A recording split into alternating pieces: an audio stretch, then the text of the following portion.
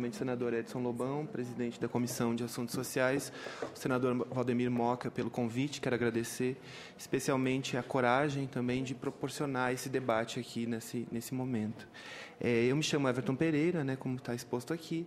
Eu sou professor da Universidade de Brasília, sou professor do Departamento de Saúde Coletiva da Universidade de Brasília e venho pensando um pouco as questões da deficiência desde pelo menos há uns 10 anos. E eu venho trazendo aqui para vocês um pouco da fala pautada nas minhas experiências de pesquisa e pensando que me parece ser muito mais importante nesse momento eu pensar alguns panoramas, alguns pressupostos teóricos que podem nos ajudar a pensar essas transformações e substituições que já foi falado pelos meus colegas que antecederam aqui. Transformações da CID, por exemplo, da Classificação Internacional de Doença, para a Classificação Internacional de Funcionalidades e Incapacidades de Saúde, por exemplo, ou para o Índice de Funcionalidade Brasileiro. Para não me alongar muito no tempo e não me perder, eu preparei um pequeno texto que eu vou ler para vocês vocês tenham um pouco de dimensão de qual é a minha proposta. Como eu disse, meu papel, me parece aqui, é muito mais pensar um pouco do panorama teórico que dá espaço para as projeções e para pensar os modelos de classificação das pessoas com deficiência no Brasil. Pensar as formas como alguns debates que estão dados no nível internacional, principalmente, alguns no nível nacional, estão sendo desenvolvidos e estão sendo recebidos por diferentes esferas da sociedade, seja a sociedade civil, seja o Estado e as suas políticas, ou seja a academia, e as reflexões que estão sendo postas. E as suas consequências desses debates na qualidade de vida das pessoas com deficiência, no acesso a bens e serviços, na redução do preconceito, da discriminação e da exclusão. Eu acho que esse é o nosso papel central. É como fazer para que isso se encerre ou se minimize o máximo possível.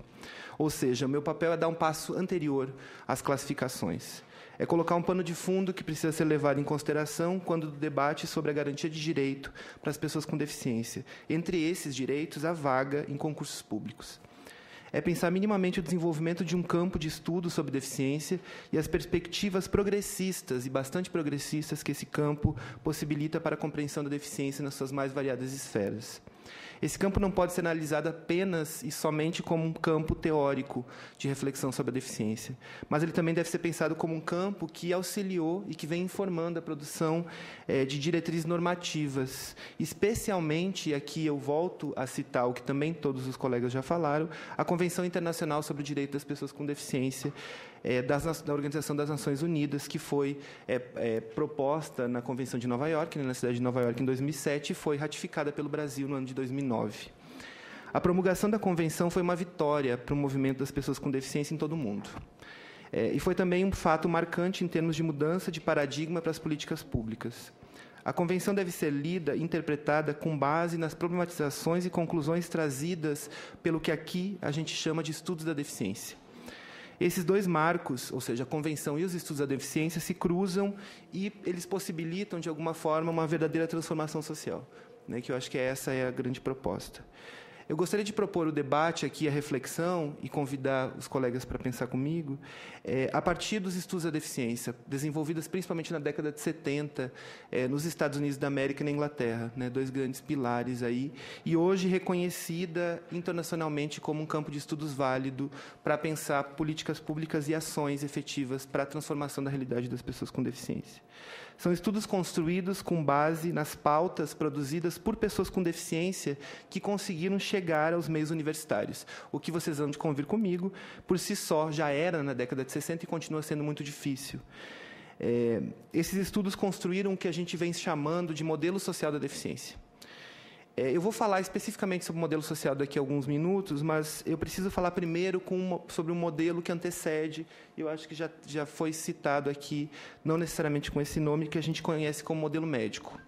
O modelo médico antecedeu, de alguma forma, o modelo social. Ele respondeu a seu tempo, o seu tempo de produção, e impactou diretamente na realidade das pessoas com deficiência no mundo todo, inclusive no Brasil. No modelo médico, temos a centralidade do corpo nas explicações e procedimentos. É o corpo individual que deve ser cuidado e tratado por meio de técnicas, por exemplo, de reabilitação. Nesse modelo, a deficiência pode ser considerada uma tragédia pessoal. Estatísticas são utilizadas para demonstrar o quão fora da curva, dentro desses pressupostos um pouco mais hegemônicos, essas pessoas se encontram, e a doença e a explicação, a partir da etiologia da doença, é a forma de pensar a deficiência. Então, a deficiência está muito vinculada ao paradigma da doença. Temos algumas consequências desse modelo. Eu citaria, pelo menos, uma consequência que, de fato, é, de alguma forma, positiva. Essa consequência positiva é a nomeação dessas pessoas com deficiência fora dos pressupostos religiosos, por exemplo. Com o modelo médico, ser deficiente deixou de ser castigo, deixou de ser um conjunto de outras coisas que estavam postas aí até então. Isso foi importante ao seu tempo e tem aí, né, as nossas considerações. Porém, as técnicas aplicadas pelo modelo médico quase sempre se pautaram na reabilitação. Caso o sujeito não for reabilitado, o sujeito com um corpo desviante precisaria fazer exercícios pessoais para conseguir chegar o mais próximo possível do que a gente considera normalidade.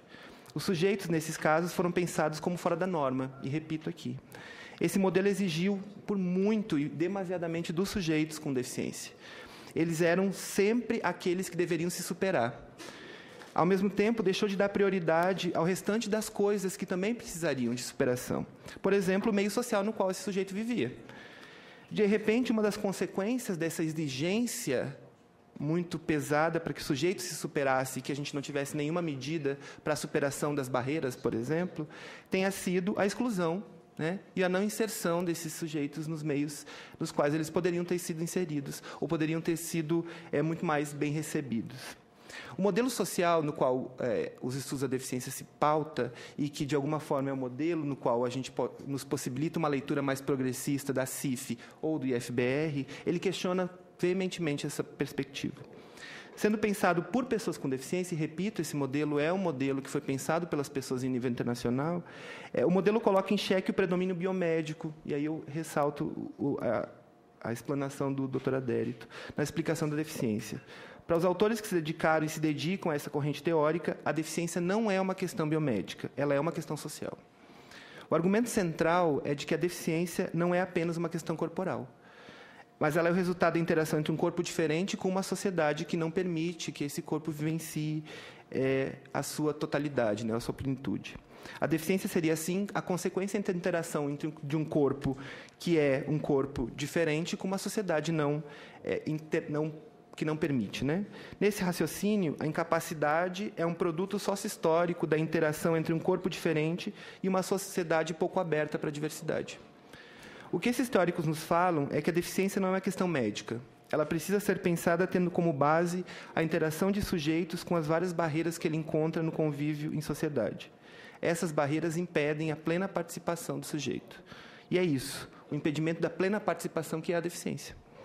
O que essas teorias nos ajudam a pensar é que todo e qualquer instrumento que se queira justo e devedor das inúmeras considerações teóricas empreendidas deve levar em consideração não apenas os impedimentos corporais, mas principalmente a interação entre esse corpo com impedimentos com o meio que ele vive. Né? Eu acho que esse é o ponto central.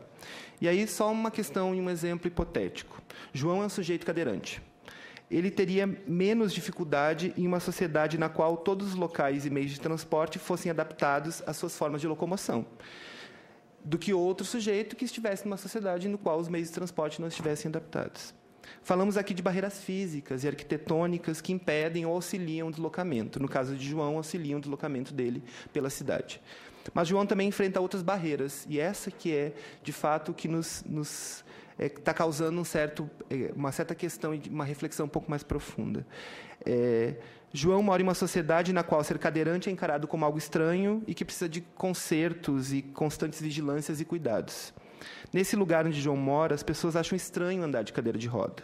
Por esse motivo, mesmo que João possa se deslocar, se locomover pelos diferentes espaços da cidade, ele vai sofrer um conjunto de preconceitos que vai impedir que ele adote relacionamentos ou tenha uma vida plena como as demais pessoas. O corpo de João aqui tem um duplo sentido. Ele é um fenômeno que dificulta a locomoção, por um lado, caso não tenhamos os aspectos e os espaços acessíveis e sensíveis para essa diversidade de João. Mas o corpo de João não é um problema em si, né? O problema é as formas como ele é encarado pela sociedade e as atitudes e barreiras que auxiliam mais ou menos na sua participação plena das questões sociais. Assim, podemos dizer que os corpos com impedimentos semelhantes dependem do meio em que eles vivem. Dependendo do meio que eles vivem, podem sofrer restrições de participação diferentes. Essas diferentes restrições, essas diferenças na restrição de participação é que dariam os certos graus ou certas diferenças das deficiências.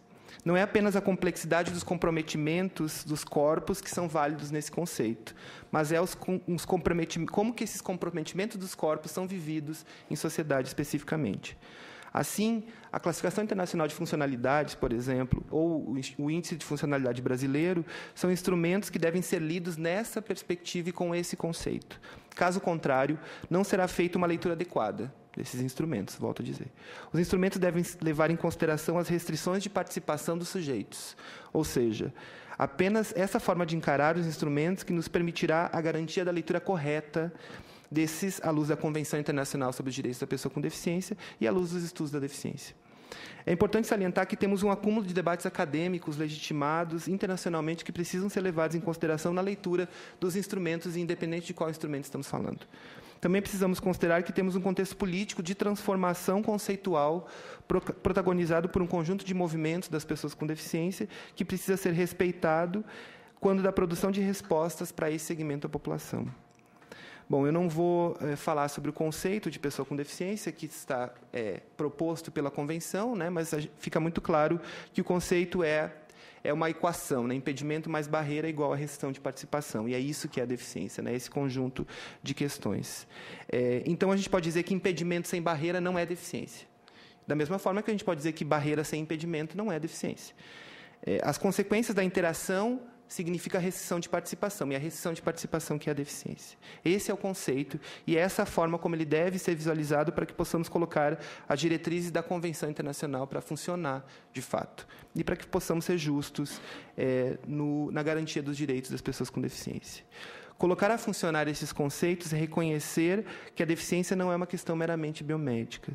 É reconhecer que a deficiência é uma coisa e doença é outra coisa. São duas coisas bastante diferentes.